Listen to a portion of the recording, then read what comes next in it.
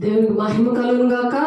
దేవుడి ఇచ్చిన మహాకృపను బట్టి దేవునికి అనేకమైన కోట్లాది వందనాలు చెల్లిస్తూ ఈరోజు గుంకాం ప్రజల మధ్యన దేవుడు మాట్లాడడానికి ఇచ్చిన దేవుని ఒక భాగ్యాన్ని బట్టి గుంకాం ప్రజల కోసము దేవుడు మనందరి కోసము కూడా దేవుడు ఈరోజు తను ఎందరు అంగీకరించారో వారికి దేవుని పిల్లలు అవ్వటకు అధికారం ఇచ్చాడంట. ఆ విషయాలు మనం నేర్చుకొని దేవుని నామాన్ని మహింపరచుకుందాము.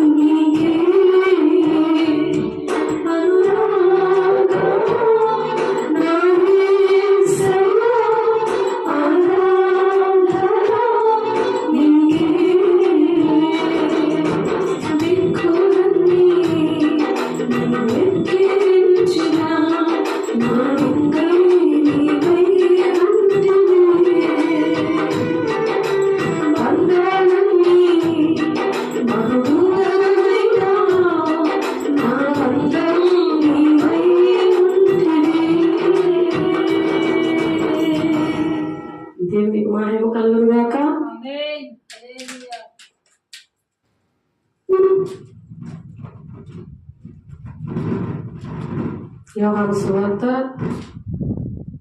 1వ అధ్యాయము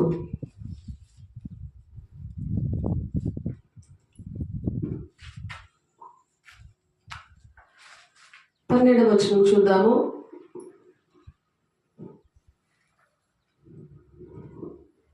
తన్ను ఎందరు అంగీకరించిరో వారికందరికీ, అనగా తన నామమునందు విశ్వాసముంచు వారికి దేవుని పిల్లలవుటకు దేవుడు అధికారం ఇచ్చాడు. ఆయన అధికారం వచ్చినప్పుడు తండ్రి చిత్తాన్ని మనము నెరవేర్చగలము దేవుని పిల్లలుగా. దేవునికి మహిమ కలుగును గాక. దేవుడిని అంగీకరించడము ఒకటి కాదు, దేవుని ఆరాధించాలి. దేవుడు మనకి ఆయన ఆరాధించే భాగ్యం ఇచ్చినందుకు దేవుని బిడ్డలారా, ఎంతమందో మరి దేవుడు అంటే ఏంటో తెలియని పరిస్థితుల్లో ఉంటారు. ఆ దేవుని ప్రేమను తెలిసి కూడా ఆ దేవుని ప్రేమను అర్థం చేసుకోలేని పరిస్థితుల్లో ఉంటారు. చాలా మంది మరి దేవుని ఆరాధన అంటేనే అర్థం తెలియక నశించిపోతున్నారు. ఆరాధించినప్పుడు, దేవుణ్ణి ఆత్మతో సత్యంతో ఆరాధించినప్పుడు మనం ఎంతగా తండ్రి చిత్తాన్ని నెరవేరుస్తామో అనే విషయాలు మరి చాలా మందికి అర్థం అవ్వట్లేదు. ఎన్ని శ్రమలు వచ్చినా మరి శారీరకంగానే బాధపడుతుంటారు, కానీ ఆత్మానుసారంగా దేవుణ్ణి తండ్రిని కలిగి ఉన్న మనము ఇతరులు కూడా అటువంటి భాగ్యాలు పొందుకోవాలి. మరి మనం అనేక మందికి మేలు చేయాలి. ప్రతి ఒక్కరు కన్నీళ్లు తుడిచేవారిగా ఆత్మానుసారమైన దుఃఖం అది రక్షణార్థమైన మారు మనసు కలిగి చేస్తుంది. శరీరానుసారమైన దుఃఖము మరణానికి దారి తీస్తుంది అనే విషయాలు చాలా మందికి తెలియదు. ఎప్పుడైతే మనం దేవుని ఆరాధిస్తామో, కృతజ్ఞతాపూర్వకంగా దేవునికి మన విన్నపాలు తెలియజేస్తామో, అప్పుడు దేవుడు మన పక్షాలు ఉంటారు. ప్రతి పరిస్థితుల నుండి కూడా దేవుడు విడిపిస్తారు. దేవుడు మొదట నీతిని, రాజ్యాన్ని మనం వెతకడానికి దేవుడు సహాయం చేస్తాడు. మనకేది కావాలో ఆ పరలోక తండ్రి తెలుసు. కానీ మనుషులు మనం నమ్మినప్పుడు ఎంతో దుఃఖము, వేదన మనకు కలుగుతుంది. వాళ్ళు శాశ్వతమైన ప్రేమతో ప్రేమించరు. మరి ఏదో నిందలు, అవమానాలు ఇవన్నీ కూడా రెండింతల ఆశీర్వాదము అని ఉంది మత్తయి 5వ అధ్యాయంలో. కాబట్టి 105 చూడండి, 150 కీర్తన 4వ వచనంలో దావీదు భక్తుడు ఏ విధంగా దేవుణ్ణి ఆరాధిస్తున్నాడో చూడండి ఒకసారి. 150వ కీర్తన 4వ వచనంలో చూద్దాము. తంబులతోనూ నాట్యముతోనూ ఆయన స్తుతించుడి, తంతి వాద్యములతోనూ పిల్లల గ్రోవుతోనూ ఆయన స్తుతించుడి, మ్రోగు తాళములతో ఆయన స్తుతించుడి, గంభీర ధ్వనిగల తాళములతో ఆయన స్తుతించుడి. సకల ప్రాణులు యెహోవాను స్తుతించుదురుగాక. యెహోవాను స్తుతించండి అంటున్నారు. అసలు దేవుని స్తుతించడానికి ఉండదు. ఏదైనా కష్టం వస్తే చాలా దూరం అయిపోతారు, దేవుని సన్నిధికి దూరం అయిపోతారు, దేవుడికి దూరం అయిపోతారు. మరి దేవుని బిడ్డలని వదిలేసి వెళ్ళిపోతారు. దేవుని ప్రణాళికని అది నెరవేర్చకుండా సాతానుడు దేవుని స్తుతించకపోతే వాళ్ళు పట్టిపోతాడు. సంఘంలోంచి, కుటుంబంలో నుంచి, దేశంలో నుంచి వాళ్ళు ఏంటంటే గాలికి చెదరగొట్టు పొట్టులా తిరుగుతూ ఉంటారన్నమాట. కాబట్టి ఆ పొట్టులాగా తిరిగే వారి కోసం కూడా దేవుడు ఒక మాట చెప్తారు. వాళ్ళ కోసం ఏంటంటే, ఒక పక్షి ఎలా తిరుగుతుందో అలా తిరుగుతారంట వాళ్ళు. పక్షి ఎలాగైతే గూటిని వదిలేసి తిరుగుతాదో ఆ విధంగా వాళ్ళు అలా తిరుగుతూ ఉంటారట. కీర్తనలో 41వ అధ్యాయం 9వ వచనంలో ఉంటది. అలాగా పక్షుల ఇంటిని విడిచిపెట్టేవారు, మరి సంఘాన్ని విడిచిపెట్టేవారు. అలా పక్షి అలా తిరుగుతుందో అలాగా తిరుగుతూ ఉంటారు. దాని గూటిని వదిలేసి తిరుగుతూ ఉంటది, దాని గమ్యాన్ని వదిలేసి తిరుగుతుంది. తండ్రి చిత్తాన్ని నెరవేర్చడానికి దానికి ఇష్టం ఉండదు అనమాట. అలాగా తిరుగుతూ ఉంటారు. గాలికి చెదరగొట్టే పొట్టి వల్ల కీర్తన 1వ అధ్యాయంలో ఉంటది కదా. దుష్టులు అలాగ ఉండగా గాలికి చెదరగొట్టు పొట్టి వలె ఉంటారు అని చెప్పి. కాబట్టి దేవుని మూలంగా పుట్టిన బిడ్డలు ఆ దేవుణ్ణి అంగీకరిస్తారు.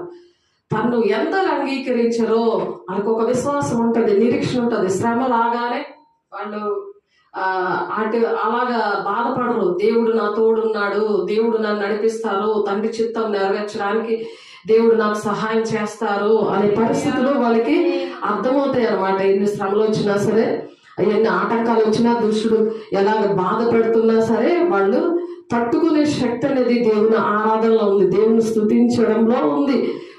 కాబట్టి దేవుడు మరి మార్కు సువార్త మరి 9వ అధ్యాయం 32వ వచనంలో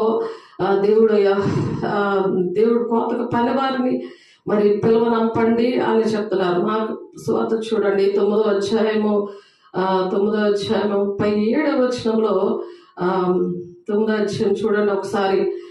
మనం ఏంటంటే దేవుణ్ణి వేడుకోవాలన్నమాట. తండ్రి చిత్తము నెరవేర్చబడడానికి మనం దేవుణ్ణి వేడుకోవాలి. మార్కు సువార్త 9వ అధ్యాయము 37వ వచనము పట్టుకొని మీరు ఎక్కడున్నా సరే ప్రార్థన చేయాలి. అది అలాగా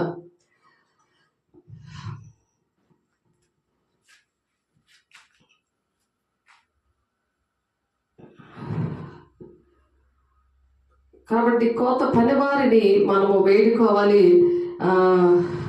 మరి చూడండి యోహాను సువార్త 1వ అధ్యాయంలోనే మరి 12వ వచనంలో మరి ఆయన ఆ విశ్వాసాన్ని బట్టి దేవుని పిల్లలవుటకు దేవుడు ఆ విధంగా అధికారం ఇచ్చి వారి కోసం ఏమంటున్నారంటే, వారు దేవుని వల్ల పుట్టిన వారే కానీ రక్తం వల్లనైనను శరీరేచ్ఛ వల్లనైనను మనుష్యేచ్ఛ వల్లనైనను పుట్టిన వారు కారు అని చెప్తున్నారు. శరీరేచ్ఛలు ఏం చేస్తాయంటే మా శరీరానుసారమైన దుఃఖం అనేది కలిగిస్తుంది.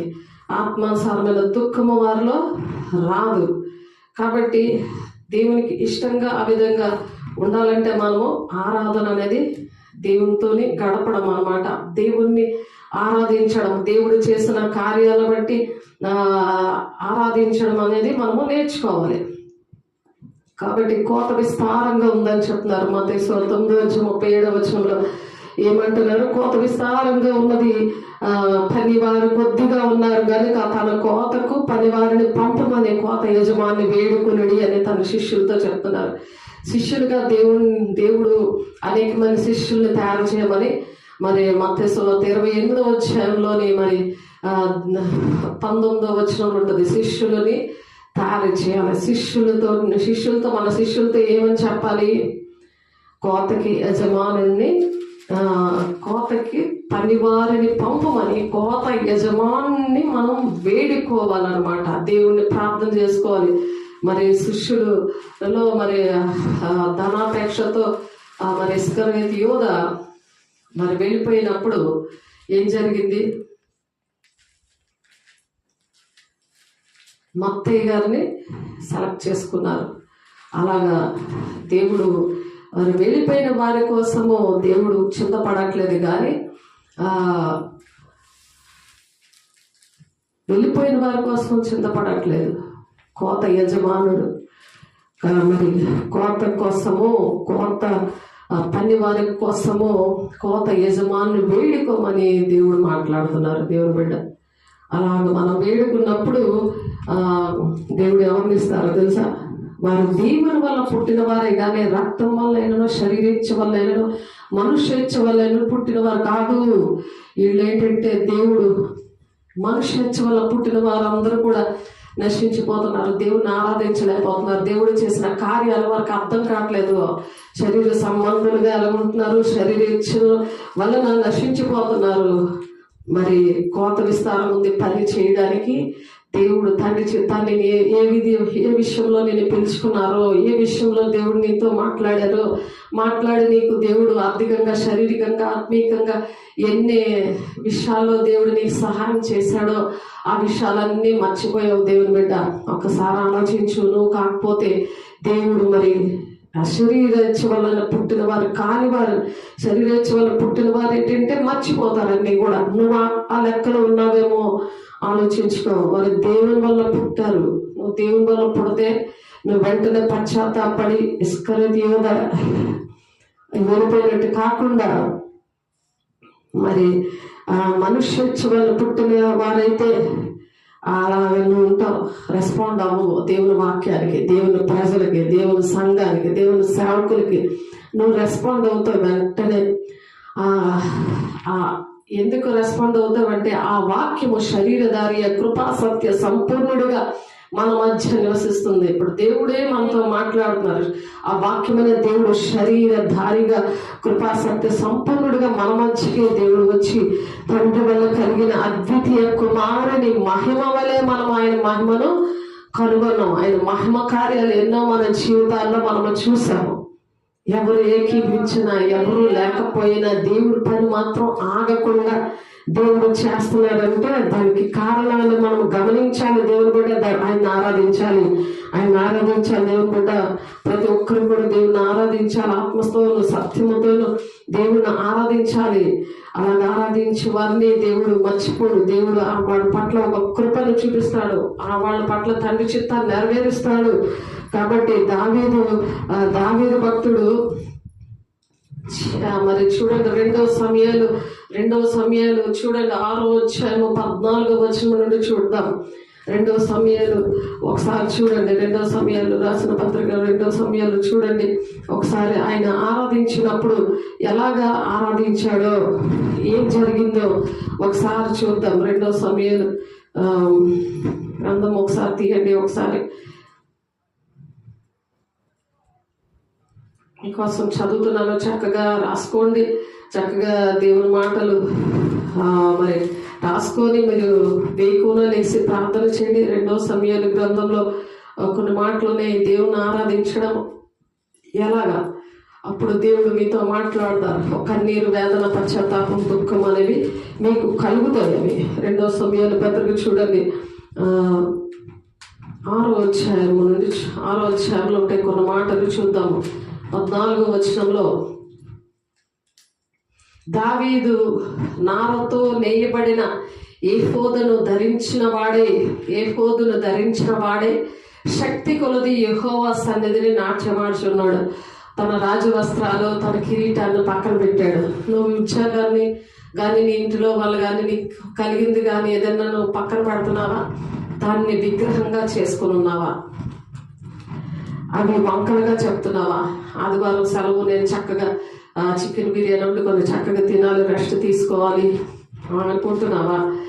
దేవునికి సమయం ఇవ్వకుండా, దేవుని ఆరాధించకుండా, ఆయన కిరీటాన్ని, ఆయన రాజవస్త్రాలు పక్కన పెట్టి ఏఫోదును ధరించిన వాడే శక్తి కొలది యెహోవా సన్నిధిని నాట్యమాడుతున్నాడట. ఈలాగున దావీదును ఇశ్రాయేలు అందరూ ఆర్భాటంతోనూ బాగా నాదముతోనూ యెహోవా మందసము తీసుకొని వచ్చారు. దేవుని యొక్క సన్నిధి అనే మందసాన్ని తీసుకొని వచ్చారు అందరూ కూడా. యెహోవా మందసము దావీదు పురమునకు రాగా సౌలు కుమార్తె మీకాలు కిటికీలో నుండి చూచి యెహోవా సన్నిధిని గంతులు వేయచ్చు, నాట్యమాడచ్చు. నన్ను దావీదును కనుగొని నాట్యమాడిచి ఏం చేస్తుంది? నాట్యమాడుచున్న ఆ దావీదును చూసింది, తన మనసులో అతన్ని హీనపరిచింది. మనలో కూడా చాలా మంది మనం ఆరాధిస్తుంటే హీనంగా చూస్తుంటాం. దేవుని ఆరాధిస్తున్నప్పుడు, దేవుని కొనియాడుతున్నప్పుడు, దేవుని పని చేస్తున్నప్పుడు ఇలా దేవుడు పిచ్చోళ్ళు, వీళ్ళకి దేవుడే కావాలి, ఇంకా ఊరు అవసరం లేదు. సొంత తల్లి కూడా అంటుంటది వీళ్ళకి దేవుడే అనేసి. కానీ తన మనసులో అతన్ని హీనపరిచిందంట. మనసులో అనుకున్నది కూడా దేవుడు గమనిస్తాడు. దేవుని బిడ్డ మరి నోటితో కూడా అంటే మరి ఇంకెంత గమనిస్తాడో దేవుడు ఆలోచించు. ఒకసారి ఆలోచించండి. వారు యెహోవా మందసమును తీసుకొని వచ్చి గుడారం మధ్యలో దావీదు దాని కొరకు ఏర్పరిచిన స్థలమును ఉంచగా, ఆ స్థలాన్ని దేవుడు మధ్యను దావీదు మరి అక్కడ ఆ స్థలం ఉంచాడు. వారు యెహోవా మందసమును తీసుకొని వచ్చి గుడారముల మధ్యను దావీదు దాని కొరకు ఏర్పరిచేసిన స్థలమునందు ఉంచగా దావీదు దహన బలులను, సమాధాన బలులను యెహోవా సన్నిధికి అర్పించాడు. దేవుడు ఆ సమాధాన బలు కానీ మామూలుగా ఏమీ ఇవ్వడానికి ఇష్టం ఉండదు వాళ్ళకి. ఎలా ఉంటారంటే, మరి నేను చనిపోతే నాకు సమాధి చేయడానికి ఈ సంఘంలో ఎంతమంది జనాభా ఉన్నారు, ఎవరు నన్ను ప్రేమిస్తారు, వాళ్ళు ఎవరైనా సరే, వాళ్ళ దేవుని సంబంధంలా కాదా, వాక్యానుసారం నడుస్తున్నారా లేదా, తండ్రి చిత్తాన్ని నెరవేరుస్తున్నారా లేదా, వాళ్ళ ఆత్మ సంబంధులా శరీర సంబంధులా, ఇవి వారికి అవసరం లేదు. చనిపోతే దేవుని రాజ్యానికి వెళ్తామా, నరకానికి వెళ్ళిపోతాం, ఇవన్నీ అనవసరం. ఇప్పుడు ఎందుకు ఆ మాటలు చెప్పుకుంటున్నామంటే, ఇక్కడ మనము ఈరోజు నేర్చుకుంటుందా అది దేవుడు అదే మనకి నేర్పించడానికి ఇక్కడికి వచ్చారు. వారు దేవుని వల్ల పుట్టిన వారే గాని వాళ్ళెవరూ దేవుని వల్ల పుట్టిన వారు మనుష్యేచ్ఛ వల్ల పుట్టలేదు. వాళ్ళు మన శరీరేచ్ఛ వల్లనైనను మనుష్యేచ్ఛ వల్లనైనా పుట్టిన వారు కాదాళ్ళు. నువ్వు మనుష్యేచ్ఛ వల్ల శరీరేచ్ఛ వల్ల పుట్టావు, దేవుని వల్ల పుట్టలేదు. అలాంటప్పుడు నీకు ఎలాగ అర్థమవుతాయి ఈ విషయాలు? ఎలాగ అర్థమవుతాయి? నేను చనిపోతే దేవుని రాజ్యానికి వెళ్ళలేదు. తండ్రి చిత్తం నా పట్ల ఒకటి ఉంది, అది నేను నెరవేరిస్తేనే దేవుని రాజ్యానికి వెళ్తాను. నాకు చేత కాకపోతే కనీసం ఎవరైతే చేస్తారో వాళ్ళకి సహకరిస్తాను, అప్పుడే నేను దేవుని రాజ్యంలో నా పేరు ఉంటుంది, జీవ గ్రంథంలో నా పేరు ఉంటుంది. ఫిలిప్పీలు 4:3 ఉంటుంది. ఆ సహకారుల పేర్లు, క్లెమెంతులో సహకారుల పేర్లు జీవ గ్రంథంలో ఉన్నాయి అని అంటే చూడడానికి వస్తామంటారు కానీ పని చేయడానికి రావడానికి ఇష్టం లేదు. అందుకే కోతకి కోత యజమాని పని వారిని మనం వేడుకోవాలి. ఆ వేడుకోవడానికైనా దూరంగా ఉన్న వాళ్ళు పట్టించుకోవాలి. దేవుని సంబంధులు ఎవరు, సాతాను సంబంధులు ఎవరు అనేది మనం నేర్చుకోవాలి. సాతాను సంబంధంగా నేను ఉంటున్నానా, దేవుని సంబంధిగా నేను ఉంటున్నానా, దేవుని ప్రణాళికను నెరవేరుస్తున్నానా, సాతాను ప్రణాళికను నేను నెరవేరుస్తున్నానా అని ఈ కృప దినాల్లో మనం దయచేసి ప్రతి ఒక్కరు కూడా అది టాలీ చేసుకోవాలి, గమనించుకోవాలి. అప్పుడు ఆరాధన చేయగలరు, దేవుణ్ణి ఆరాధన చేయగలరు. ఇక్కడ దావీదు భక్తుడు రాజు ఉండి కూడా తన వస్త్రాలన్నీ కూడా రాజవస్త్రాలు తీసేశాడు. వారి యెహోవా మందసం తీసుకొని వచ్చి గుడారము మధ్యను దావీదు దాని కొరకు ఏర్పరిచిన స్థలమును ఉంచగా, దావీదు ఏర్పాటు చేసిన ఆ స్థలములో ఆ మందసాన్ని తీసుకొచ్చి దహన బలులు, సమాధాన బలులు యెహోవా సన్నిధికి అర్పిస్తున్నారు. దేవుని బిడ్డలు సమాధాన బలులు అర్పించాలి, సమాధాన పడాలి దేవునితోని, దేవుని బిడ్డలతోటి. దాన్ని సమాధాన బలి అంటారు. ఎందుకంటే దేవుడు చనిపోయారు కాబట్టి మన కోసం ఆయన ప్రాణం పెట్టారు కదా. మనం చేసిన అనుక్షణం మనం సిరివేసే వారిగా ఉండకూడదు. దేవుని సన్నిధిలో ఒప్పుకొని విడిచిపెట్టాలి. దేవుని సన్నిధి దహన బలులు, సమాధాన బలులు యెహోవా సన్నిధిని అర్పించి, దహన బలులు, సమాధాన బలులు అర్పించుట చాలించిన తర్వాత సైన్యములకు అధిపతి యెహోవా నామమున దావీదు జనులను ఆశీర్వదించాడు. ఈ బలులన్నీ అర్పించేశాక ఆ యెహోవా దేవుణ్ణి నామమున సైన్యములకు అధిపతికి యెహోవా నామమున దావీదు ఏం చేశాడు? జనులందరినీ ఆశీర్వదించాడు. ఎందుకంటే దేవునితోనూ దేవుని బిడ్డలతోనూ సమాధాన పడినప్పుడు నీకు దీవెనలు వస్తాయి. నువ్వు ప్రార్థన చేసేసి ఏంటని ఇష్టం వచ్చినట్టు నీ స్వబుద్ధితో నువ్వు ఆధారపడితే శరీరేచ్ఛ వల్ల నువ్వు పుడితే, మనుష్యేచ్ఛ వల్ల నువ్వు పుడితే, దేవుని వల్ల పుట్టాలంటే ఇలాగ చేయాలి. సమాధాన బలులు అర్పించుకోవాలి. దేవుని బిడ్డలతోనూ దేవునితోనూ నువ్వు సమాధాన పడినప్పుడు అక్కడ దావీదు నాట్యమాడుతూ దేవుని ఆరాధిస్తూ జనులందరినీ కూడా దేవుని బిడ్డలారా మిమ్మల్ని అందరూ దేవుడు దీవించును గాక అని చెప్తున్నారు. ఎవరైతే సమాధానం పడ్డారో దేవుని విషయంలో, నేను ఎవరి వల్ల పుట్టాను, మనుష్యేచ్ఛ వల్ల పుట్టానా, శరీరేచ్ఛ వల్ల పుట్టానా, నేను దేవుని వల్ల పుట్టానా అని యోహాను సువార్త 1:13 ఆ మాటలు చూడండి. దేవుని దగ్గర బ్రతిమాలుకోండి. తన్ను ఎందరు అంగీకరించారో వారికి అందరికీ, అనగా తన నామమందు విశ్వాసం ఉంచే వారికి కొన్ని పనులు జరుగుతాయి, కొన్ని జరగవు. అవి ఏంటి కారణాలని మనం సరి చేసుకుంటే అవి వెంటనే జరుగుతాయి. కాబట్టి దేవుని పిల్లలుగా అలాంటి విశ్వాసం కలిగి ఎవరు ఏమి అంటున్నా సరే, ఏ విషయాల్లో ఆటంకాలు దేవుని పనికి వచ్చినా, ఏ సమస్యలు వచ్చినా, ఏ శోధన వచ్చినా మనం ఏంటంటే దేవుని పిల్లలగుటకు దేవుడు అధికారం అనేది ఉందా లేదా, దేవుని పరిచర్యలో నువ్వు తండ్రి చిత్తాన్ని నెరవేర్చడానికి నీ పట్ల తండ్రి చిత్తం ఏముందో అది నువ్వు గమనిస్తే నీకు ఒక వేదన, దుఃఖం వస్తుంది. గురి ఎద్దుగా పరిగెడతావు.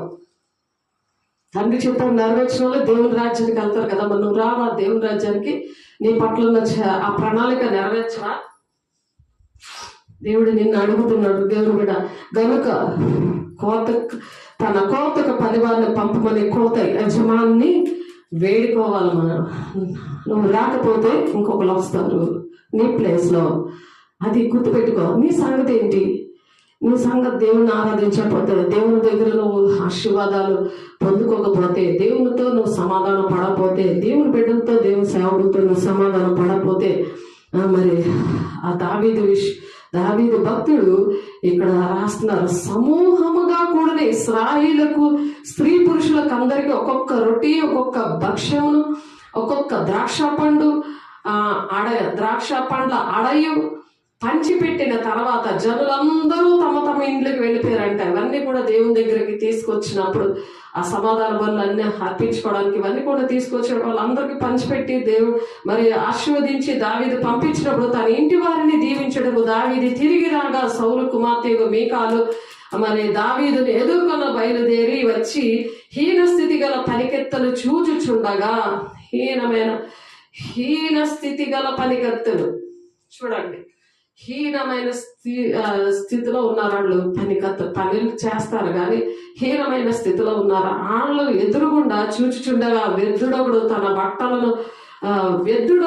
బట్టలను విప్పివేసినట్లుగా, ఇశ్రాయేలుకు రాజువైన నీవు నేడు బట్టలను తీసివేసి ఎంత ఘనముగా కనబడితివని అపహాస్యము చేసినందున ఆ దావీదు అలాగ నాట్యమాడాడని, దేవుడిని నాట్యమాడడం, దేవునితో మరి కలిసి ఆయనతో ఆరాధించినప్పుడు మరి అపహాస్యం చేసింది. ఆ హీన స్థితిలో ఉన్న పనికర్తల దగ్గర మరి అపహాస్యం చేస్తుంది మీకాలు, సౌలు కుమార్తె. అలాగ అపహాస్యం చేసినందున దావీదుని తండ్రిని అతని సంతతిని విసర్జించి ఇశ్రాయేలును తన జనుల మీద నన్ను అధిపతిగా నిర్ణయించుటకై నన్ను ఏర్పరచుకుని యెహోవా సన్నిధిని నేను ఎలాగూ చేసి తిని, దేవుడు సన్నిధిలో నేను ఇలా చేశాను, నేను దేవుని ఆరాధించాను అని చెప్తున్నాడు చక్కగా. యెహోవా సన్నిధిని నేను ఎలాగ చేసిన, యెహోవా సన్నిధి నేను ఆట ఆడి తిని నాట్యముతో ఆరాధించాడు, సంతోషముతో ఆరాధించాడు. దేవుడిచ్చిన మరి తనకిచ్చిన ప్రతి దాన్ని బట్టి తను ఆరాధించాడు. ఆరాధించినందుకు మరి దేవుణ్ణి మనం ఆరాధించడం అంటే ఆయన మాట వినడం, ఆయన ఆరాధించడం, కొనియాడము, ఆయన చేసిన అద్భుత కార్యాలు బట్టి మనం కృతజ్ఞతార్పణలు చెల్లించడము. ఇంతకంటే మరి ఎక్కువ నేను తృణీకరింపబడి నా దృష్టికి నేను అల్పుడనే నీవు చెప్పిన పనికత్తుల దృష్టికి ఘనుడు నగుదునని మీకాలతో నేను వాళ్ళ దృష్టికి, ఆ పనికెత్తుల దృష్టికి నేను ఘనుడుగానే ఉంటాను. ఎందుకంటే నేను దేవుణ్ణి ఆరాధించాను. నువ్వు అవమానించినా సరే నన్ను ఆ పనికత్తుల దగ్గర, ఆ ఘనహీనమైన పనికత్తుల దగ్గర, బలహీనులైన పనికత్తుల దగ్గర మరి అల్పుడనైన నీవు చెప్పిన ఆ పనికత్తల దృష్టికి గరుడు నగుదనని మీకాలతో మరి చెప్తున్నాడు. మరి దావీదు మరణము వరకు సౌలు కుమార్తె మీకాలు పిల్లలను కనకయుండెను. ఏం జరిగింది? తను అవమానం చేసింది దేవుని బిడ్డని. తనకి పిల్లలు కలగలేదు, మీకాలకు పిల్లలు కలగలేదు. నువ్వు అవమానిస్తున్నావేమో దేవుని బిడ్డల్ని. సహకరించడం పోయింది. నువ్వు పని వారిని వేడుకోమని కోట యజమాని వేడుకోవట్లేదు, నువ్వు పని చేయట్లేదు. పనివారు నేను రాలేకపోతున్నానయ్యా, నాకు ఇలా నేను శరీర సంబంధంగా ఉన్నాను, నా రాజ్యాన్ని నేను కట్టుకోవడానికి ప్రయాసపడిపోతున్నాను, నేను రాలేను. కానీ దేవుని పని చేయడానికి కొంతమందిని పంపించాలి, పని చేయలేకపోతున్నావు, ఇంకా అవమానపరుస్తున్నావు. వీళ్ళకి దేవుడు పట్టించుకోవట్లేదు. దేవుని రాజ్యాన్ని కట్టడానికి అలాగ జరిగినప్పుడు మీకాల విషయంలో ఏం జరిగింది? పిల్లలు లేకుండా చనిపోయే వరకు తనకు పిల్లలు లేరు. శరీర సంబంధమైన పిల్లలు నీ పిల్లలు కాదు కానీ దేవుని పిల్లలు నీ సంతానంగా దేవుడు ఎంచుతానంటాడు. దేవుని బిడ్డ శారీరకంగా ఉండరు, ఆత్మీయంగా కూడా నీ పిల్లలు ఉన్నా సరే వాళ్ళు పనికి రానట్టు ఉంటారు అన్నమాట. పిల్లలు లేరు అని అంటే తనకి ఎవరూ లేరు. ఇంకా మరి అటువంటి పరిస్థితి మరి మీకాల విషయంలో జరిగింది. దేవుని బిడ్డ నువ్వు ఏ విధంగా ఉన్నావో ఒకసారి ఆలోచించుకో. అలాగే కీర్తనలు 104వ అధ్యాయంలో కూడా ఒక మాట ఉంది చూడండి. 104వ అధ్యాయం ఒకసారి చూద్దాం. 104వ అధ్యాయం కీర్తన గ్రంథము 104వ అధ్యాయంలో దేవుణ్ణి ఆరాధించడం మనం నేర్చుకోవాలి. అంటే ఆరాధించడం అంటే ఏంటి? ఆయన ప్రేమించడం, ఆయన ఆజ్ఞలు గైకొనడము. ఆయన ప్రేమించేవారు ఆయన ఆజ్ఞలు గైకొంటారు, ఆయన ప్రేమించేవారు ఆయన ఆరాధిస్తారు, మరి సహకరిస్తారు దేవుని పని విషయంలో. మరి దేవుని యొక్క దేవునికి ఇష్టంగా ఉండడానికి వాళ్ళు ప్రతి విషయం కూడా సహకరిస్తారు. దేవుని బిడ్డ 31వ వచనం చూద్దాము. 31వ వచనం నుండి చూద్దాం. దేవుని బిడ్డ ఒకసారి చూడండి బిడ్డలారా, మీరు అందరూ కూడా ఈనాడు దేవుని ఆత్మతోనూ సత్యంతో ఆరాధించాలని దేవుడు మీతో మాట్లాడుతున్నారు. యెహోవా మహిమ నిత్యముండును గాక. దేవుని మహిమ ఉన్నప్పుడు మహిమ కార్యాలు దేవుడు జరిగిస్తారు, అద్భుత కార్యాలు మన ద్వారా జరిగిస్తారు. యెహోవా మహిమ నిత్యముండును గాక. యెహోవా తన క్రియలను చూచి ఆనందించును గాక. మనుషులు క్రియలు చేస్తే దేవుడు ఆనందించడు. మనుషుల విషయాల్లో ఏమో నాకు అన్ని ఉన్నాయి, నాకేమట్టు లేదనుకుంటున్నాను. నేనే ఈరోజు దేవుడు నీ ప్రాణం అడుగుతున్నాడు, ఏం చేస్తావు? అన్ని కూడా నా పిల్లలకి పెళ్లిళ్ళు అవ్వాలి, ఆయనకు ఒక ఇల్లు కట్టాలి, మా కోడలు రావాలి, మరి ఆ కోడలకి పిల్లలు పుట్టాలి. ఇదే పనిలో ఉంటే నువ్వు పిల్లల కోసమే పుట్టావా? దేవుడు నిన్ను అందుకే పుట్టించాడు భూలోకానికి. ఆలోచించు. మా వాడికి ఉద్యోగం వస్తే ఆయనకి పెళ్లి చేశాక నేను చచ్చిపోతాను అంటారు. అలాంటప్పుడు ఇప్పుడే కళ్ళు మూస్తే నీకు బెటర్ కదా. ఒకసారి ఆలోచించండి, దేనికోసం మనం బ్రతుకుతున్నామో ఒకసారి ఆలోచించాలి. యెహోవా మహిమ నిత్యముండును గాక. దేవుని యొక్క సన్నిధి మనకి నిత్యము ఉండాలి. అప్పుడు ఇవన్నీ నువ్వు ఏదనుకుంటున్నావు అవన్నీ కూడా జరుగుతాయి. ముందు నీతిని రాజ్యాన్ని వెతకాలి. అప్పుడు నీ పరలోకతం తెలుసు, నీ ఇంట్లో ఎవరికి ఏది కావాలి, నీకు ఏది కావాలి అవన్నీ కూడా నీకు తెలుసు. ఆ పరలోకతం తెలుసు. ఆ మహిమ అనేది నువ్వు స్తుతించినప్పుడే, ఆయన ఆరాధించినప్పుడే, తండ్రి చిత్తాన్ని నెరవేర్చినప్పుడే నీ కుటుంబం పట్ల, నీ పట్ల ఏ ప్రణాళిక ఉందో అది తెలుసుకోవడానికి నువ్వు ఫస్ట్ ఆరాధించాలి దేవుని ఆత్మతో, సత్యంతో. దేవుని బిడ్డ, యెహోవా మహిమ నిత్యముండును గాక. యెహోవా తన క్రియలను చూచి ఆనందించును గాక. నువ్వు దేవుని ఆనందింప చేస్తున్నావా, మనుషులు ఆనందింప చేస్తున్నావా? అది మనం ఎప్పుడు కూడా సరి చేసుకోవాలి. ఆయన భూమిని చూడగా అది వణుకును, ఆయన పర్వతంలో ముట్టగా అవి పొగరాజును. అలాంటి దేవుణ్ణి కలిగి ఉన్నాం మనం. ఆయన భూమిని చూడగానే అది వణుకుతుంది భూమి. మనం వణుకుతున్నావా దేవుడి మాటలకి, దేవుని సేవకులకి? నువ్వు వణుకుతున్నావా? భూమి వణుకుతుందంట. అది వణుకును, ఆయన పర్వతములు ముట్టగా అవి పొగరాజును. నా జీవితకాలం అంతా నేను యెహోవాకు కీర్తనలు పాడేదను. నేను ఉన్నంత కాలము నా దేవుని కీర్తిస్తాను. అది దేవుని ఆత్మ లక్షణాలు, అవి దేవుని వల్ల పుట్టిన వారి యొక్క లక్షణాలు. నువ్వు దేవుని వల్ల పుట్టావా, మనుషుల వల్ల పుట్టావా? శరీరానుసారమైన మనిషిగానే ఇంకా ఉండి శరీరానుసారమైన దుఃఖమే నీలో కలుగుతుందా, ఆత్మానుసారమైన దుఃఖము కలుగుతుందా? అది మనం ఆలోచించుకోవాలి. ఆయనను గూర్చిన నా ధ్యానము ఆయనకు ఇంపుగా నుండును గాక. నేను యెహోవా యందు సంతోషిస్తున్నాను. ఎందుకంటే శాశ్వతమైన ప్రేమ కావాలని కోరుకుంటామా? టెంపరీ ప్రేమ, మాయ మాటలు చెప్పి వాళ్ళు నిన్ను ఏడిపించేవారుగా నీకు చేస్తానని చెప్పి చేయకుండా నిన్ను అపహాస్యం చేస్తూ నిన్ను బాధ పెడుతున్న వాళ్ళని నువ్వు ఆరాధించగలవా? వాళ్ళు ప్రేమించగలవా? ఎవరిని ప్రేమిస్తే నీకు ఒక ఆదరణ దొరుకుతుంది, తండ్రి చిత్తంను నెరవేర్చగలవు? ఆయన వల్ల మనం పుట్టాలి. ఆయన వల్ల మనం పుట్టామా లేదా అని మనకు అలాగా మనకి దేవుడు ప్రతి విషయంలో కూడా మనల్ని ఆదరిస్తాడు. తండ్రి చిత్తాన్ని నెరవేర్చడానికి ఇహ సంబంధమైనవి నీకు ఏది కావాలో, పరలోక సంబంధమైన విషయాలు నీకు నెరవేర్చడానికి కావలసిన అభిషేకాన్ని, కావలసిన మహిమని దేవుని దగ్గర ఆ మహిమ ఉందంట. ఆ మహిమతోని మనం నింపబడాలని దేవుడు ఆశపడుతున్నాడు. దేవుని మహిమ నిత్యముండును గాక. యెహోవా తన క్రియలను చూచి ఆనందించును గాక. ఆ మహిమను బట్టి మనం క్రియలు చేయగలము. గురి ఎద్దుకే మనం పరిగెడతాం. తండ్రి చిత్తాన్ని నెరవేర్చడానికి కొరత లేని ఆత్మతో మనం నింపబడి ఆయన ఆరాధిస్తూ అనేక మంది బంధకాల్లో ఉన్న వాళ్ళు విడిపించగలము. అనేక మంది తండ్రి ఎవరో తెలియదు, దేవుడు ఎవరో తెలియని ప్రజల్ని ఆదరించగలము. వాళ్ళ పరిస్థితులకి మనం రెస్పాండ్ అవ్వగలము. లేకపోతే ఎవ్వరు ప్రేమ అన్నది లేనప్పుడు, దేవుడు ప్రేమ ఉన్నప్పుడు ఎదుటి వారికి ఏదైనా జరిగినప్పుడు మనం ఎలాగ రెస్పాండ్ అవుతాము? ఆలోచించండి. వారికి పరిస్థితులు ఎలా పట్టించుకుంటామో, దేవుడు అప్పచెప్పిన పని మనం ఎలాగ చేస్తాము, సర్వలోకానికి వెళ్ళి దేవుని శుభవార్తను ఎలా ప్రకటించగలము? దేవుని బిడ్డ, నీకు ప్రతి ఒక్కరికి దేవుడు అధికారం ఇచ్చాడు. దేవుడు వారు దేవుని వల్ల పుట్టిన వారే కానీ రక్తము వలనైనను శరీరేచ్ఛ వలనైనను మనుష్యేచ్ఛ వలనైనను పుట్టిన వారు కారు.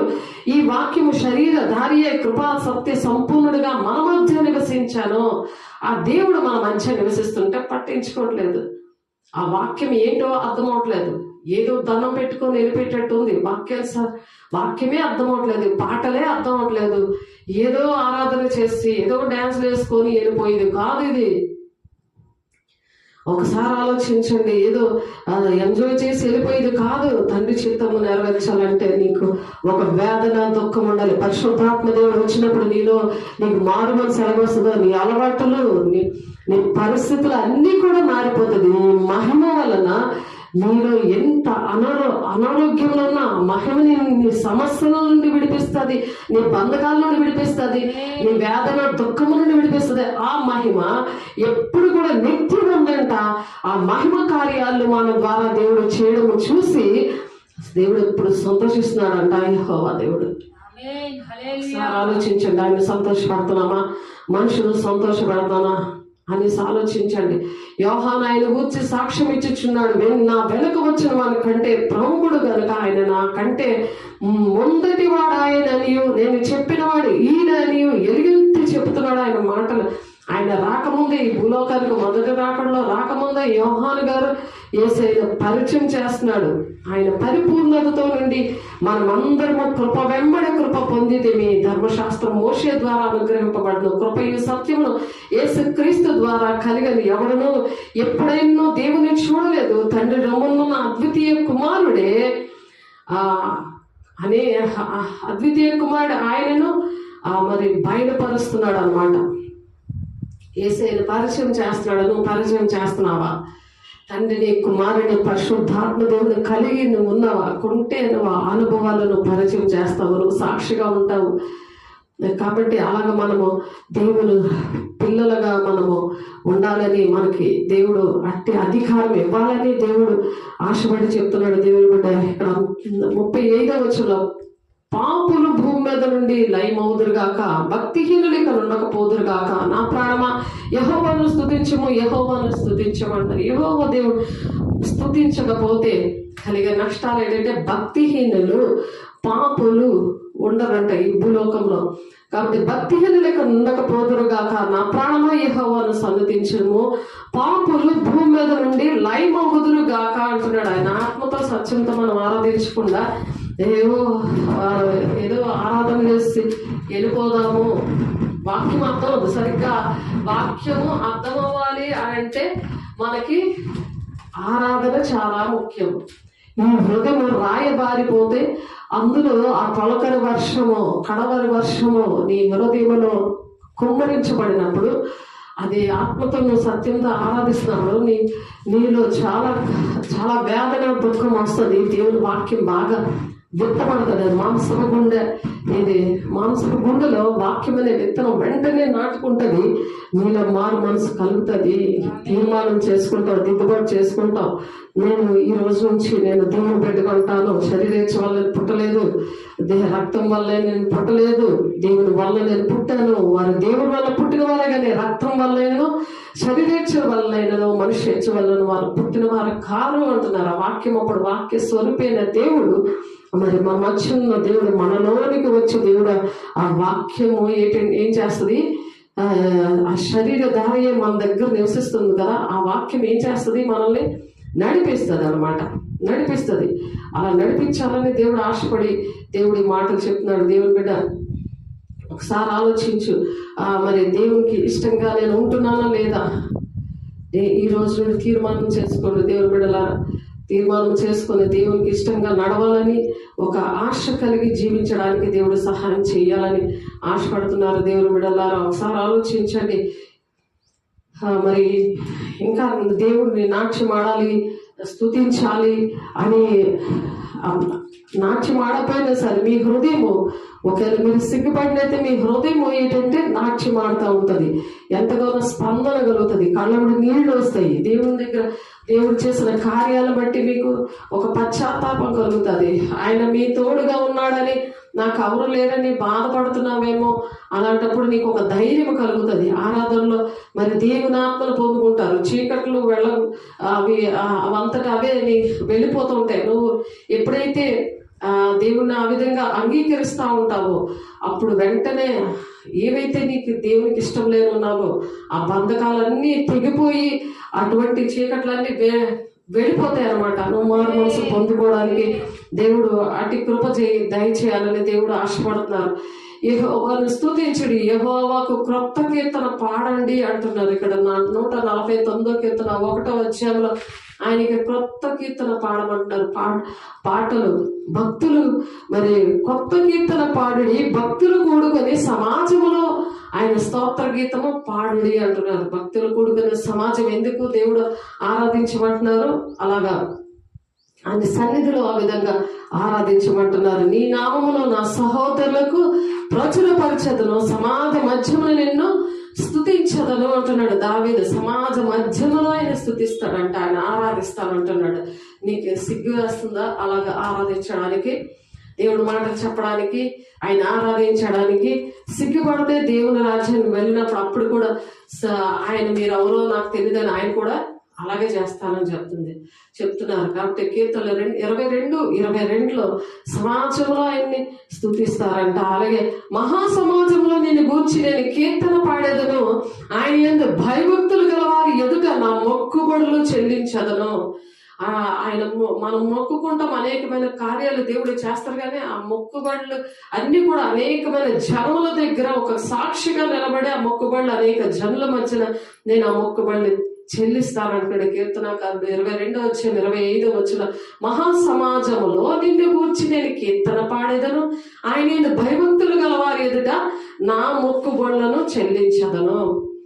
చూడండి, దేవుడు ఆరాధించినప్పుడు వాళ్ళకి కలిగే మార్పులు అన్నమాట ఇవన్నీ కూడా. మరి నీకు కలుగుతున్నాయా? నువ్వు మామూలుగా ఆ పాటకు అర్థం తెలీదు, ఏదో డాన్స్ చేసుకొని ఏదో ఎంజాయ్ చేసి సినిమా పాటల్లాగా నువ్వు అలాగే చేస్తున్నావా? లేకపోతే దేవుడిని ఆరాధించినప్పుడు నీలో ఏమైనా మార్పులు కలుగుతున్నాయా? ఒకసారి ఆలోచించండి. దేవుడి బిడ్డలారా, కీర్తనలు మళ్ళీ అప్పుడు మహాసముద్రంలో నేను నిన్ను స్తుతించదను, బహు జనులలో నిన్ను మరి స్తుతించదను అంటున్నాడు. మళ్ళీ కీర్తన 35:18 అలాగా దేవుని స్తుతించడం అనేది మనకి చాలా ముఖ్యము. మనకి ఆదరణ, మనలోని దేవుని యొక్క మహిమ ఉంటది అనమాట. దేవుని మూలంగా మనం పుడితే ఆ విధంగా మనలో అటువంటి క్రియలు అనేవి జరుగుతాయి. అలాగే కీర్తనకారుడు 68వ కీర్తనలో కూడా 26వ సమాజంలో దేవుని స్తుతించుడి, ఇశ్రాయేలులో నుండి ఉద్భవించి వారలారా ప్రభువును స్తుతించుడి. దేవుడిని అలాగే నిత్యము కూడా ఆ విధంగా స్తుతించాలని కీర్తనకారుడు చెప్తున్నాడు. దేవుని బిడ్డ మనం ఎలా ఉంటున్నాం? దేవుని స్తుతించే వారిగా ఉంటున్నామా? ఎప్పుడు దేవుడు ఏడు చేశాడులే, ఏంటిది వెళ్తున్నారు వస్తున్నాను కానీ ఏమి నా జీవితాల్లో జరగట్లేదంటే నీ హృదయంలో ఉండాలి. దేవుని వల్ల నేను పుట్టాను కాబట్టి దేవునికి ఇష్టంగా నేను నడుస్తాను. ఎటువంటి కష్టం వచ్చినా, నష్టం వచ్చినా, ఎటువంటి పరిస్థితులు వచ్చినా నాకు దేవుడి ప్రేమ కావాలి, కానీ మనుషుల ప్రేమ టెంపరీ, శాశ్వతంగా వాళ్ళు ప్రేమించలేరు, శాశ్వతంగా నాతో ఉండరు, నాకేమీ వాళ్ళు చేయలేరు. నా దేవుడు అన్నీ చేస్తాడు, ఆయనకి ఇష్టంగా ఉంటే ఆయనకు అసాధ్యమైంది ఏదీ లేదు, ప్రతిదీ కూడా నాకు దేవుడు చేస్తాడు. అలా విశ్వాసం ఉన్నవారు దేవుడు పిల్లలుగా ఉండడానికి దేవుడు అధికారం ఇస్తున్నాడు అని చెప్పి యోహాను 1:12 దేవుడు మాట్లాడుతున్నారు. దేవుని బిడ్డ కీర్తనలు 148:1 కూడా యెహోవాను స్తుతించుడి ఆకాశ వాసులారా, యెహోవాను స్తుతించుడి ఉన్నత స్థలముల నివాసులారా, ఆయన్ని స్తుతించుడి అంటున్నారు. ఆకాశంలో నివసిస్తున్న వాళ్ళని కూడా దేవుడు స్తుతించమని మరి దావీదు భక్తుడు మరి ఎంతో అనుభవముతో తన గొర్రెలు మేపుతున్నప్పుడు మరి దేవుడు ఏ పని చేసినా తన మరి దేవుని ఆరాధిస్తూనే ఉన్నాడు. మనం అలాగే ఏ పనిలో ఉన్నా సరే, ఏ కష్టంలో ఉన్నా సరే దేవుని ఆరాధించినప్పుడు నీకు నెమ్మది, శాంతి, సమాధానం, ధైర్యం, ఎందుకంటే ఆయన తోడే ఉంటాడు. ఆయన విడిచిపెట్టే దేవుడు కాదు, ఆయన అన్యాయస్తుడు కాదు. ఆయన సన్నిధి మనకి తోడుగా ఎల్లప్పుడు ఉన్నప్పుడు మనం తండ్రి చిత్తాన్ని ఎన్ని కష్టాలైనా సరే మనము మనం నడవగలం. ఎంతమంది శత్రువులు కూడా యెహోవాకు ప్రీతికరంగా ఉన్నప్పుడు శత్రువులు కూడా మిత్రులుగా చేసే గొప్ప దేవుడు, శక్తివంతుడి దేవుడిని మనం కలిగి ఉన్నాం. కాబట్టి నీ నామమున నా సహోదరులకు నీ నామమును నేను ఏం చేస్తాను, ఎప్పుడైతే అలాగ ఆరాధిస్తావో ఆవిడ హెబ్రీ పత్రిక 2:12 ఉంది. నీ నామమును నా సహోదరులకు ప్రచురపడుతును, సమాజము మధ్య నీ కీర్తిని గానము చేసేదను. పాట పాడుతూ సమాజం మధ్యలో పాటలు పాడుతూ నీ నామాన్ని నేను ప్రకటన చేస్తాను అంటున్నారు. అలాగా మనము ఉండాలని దేవుణ్ణి ఆరాధించాలి. ఆ విధంగా దేవుణ్ణి ఆరాధించాలి. చాలా మందికి నచ్చవాలంటివి. మరి మీకాలు ఆ విధంగా తన్ని చాలా చీప్ గా చూసింది, అవమానకరంగా చూసినప్పుడు తనకి పిల్లలు లేకుండా అయిపోయారు. జీవితం అంతా కూడా తను అలా ఉండిపోయింది. కాబట్టి దేవుడు మరి అలాగా దీవించాలని మనం దేవుని కోరుకుందాం. దేవుని బిడ్డలారా, దేవుడు మరి యోహాను సువార్త 1:13 మరి 13 మనం చూసాం కదా. మరొకసారి చూద్దాం. 1:13 కొన్ని మాటలు ఉన్నాయి చూడండి. 13 వారు దేవుని వల్ల పుట్టిన వారే గాని రక్తం వల్లైనను శరీరేచ్ఛ వల్లైనో మనుష్యేచ్ఛ వల్ల పుట్టిన వారు కారు. అలాగా ఉండాలని దేవుని ఆశపడదాము. ఆయన తన సృష్టించిన వాటిలో మనము ప్రథమ ఫలముగా ఉండునట్లు సత్యవాక్యం వల్ల మనలను తన సంకల్పం ప్రకారము ఆయన కన్నాడు అనమాట. దేవునికి మహిమ కలుగును గాక. ఆయన వల్ల పుట్టడం అంటే ఆయన మనల్ని కన్నాడు.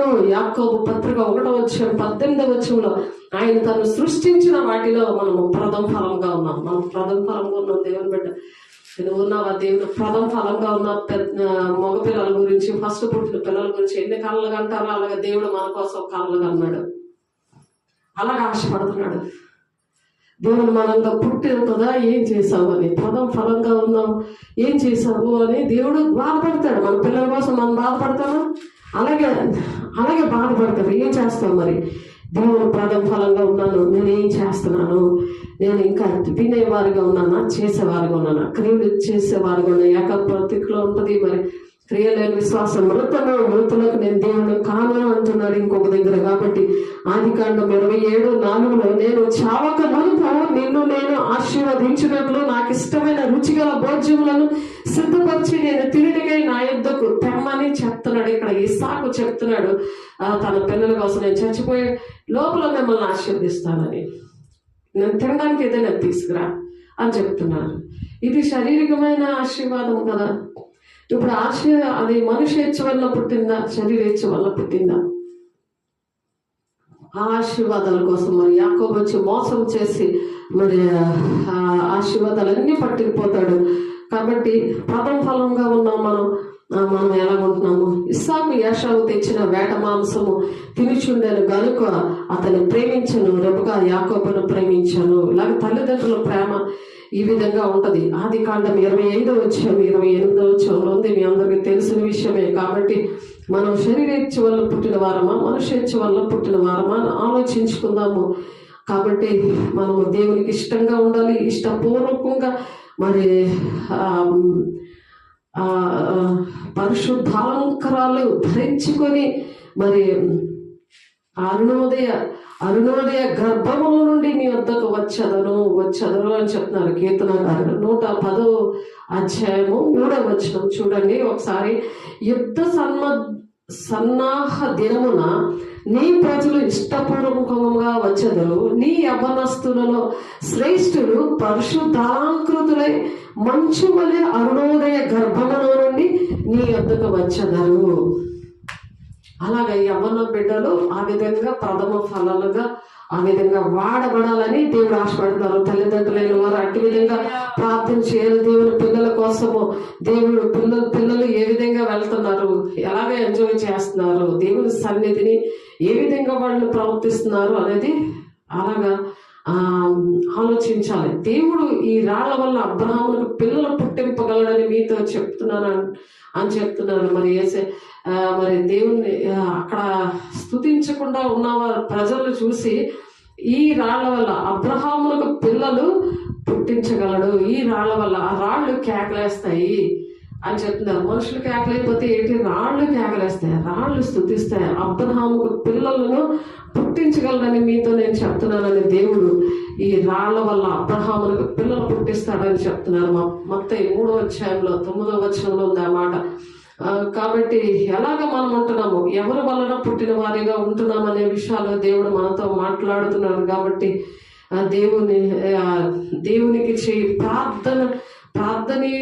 ప్రార్థన ఎలాగుండాలి, ఆసక్తి గల వారిని వారి గూర్చి సాక్ష్యం ఇచ్చేటట్టుగా, మరి ఆసక్తి జ్ఞానానుసారమైంది కాకుండా, మరి దేవుని నీతి నెరుగక తమ స్వనీతిని స్థాపింప భూనుకునే దేవుని నీతికి లోపడలేనట్టుగా ఉండకూడదు అనమాట.